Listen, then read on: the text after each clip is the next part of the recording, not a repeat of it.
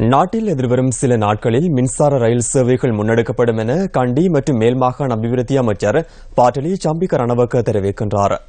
ஆசிய அபிவிருத்தி வங்கியின் நிதியுதவியின் கீழ் இந்த நடவடிக்கை முன்னெடுக்கப்படும் எனவும் அமைச்சர் குறிப்பிட்டார்.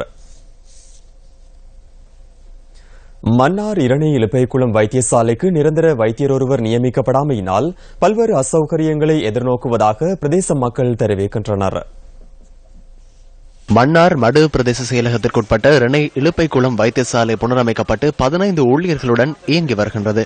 எனினும் வைத்தியசாலைக்கு நிரந்தர வைத்தியர் ஒருவர் இதுவரை நியமிக்கப்படவில்லை என பிரதேச மக்கள் தெரிவிக்கின்றனர். ஆரம்பத்தில் வாரத்தில் 3 நாட்களுக்கு வைத்தியர் வருகை தந்ததாகவும் தற்போது அது குறைவடைந்துள்ளதாகவும் சிகிச்சை நேரம் போதுமானதாக இல்லை எனவும் மக்கள் குற்றஞ்சாட்டுகின்றனர்.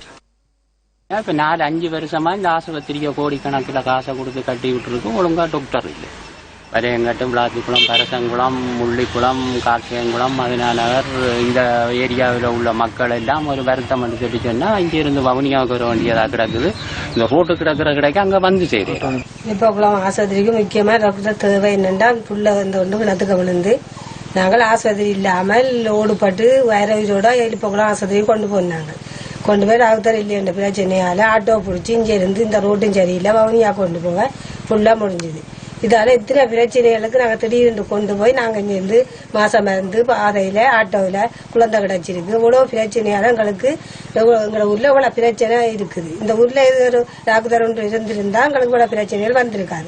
அத்துடன் புனரமைக்கப்பட்ட வைத்தியசாலை விடுதி தற்போது மீண்டும் பாழடைந்து செல்வதாக பிரதேச மக்கள் குறிப்பிடுகின்றனர். வைத்தியசாலைக்கு நிரந்தர வைத்தியர் ஒருவரை நியமிப்பதுடன் ஆம்புலன்ஸ் வசதியை ஏற்படுத்தி தருமாறும் பிரதேச மக்கள் கோரிக்கை விடுக்கின்றனர்.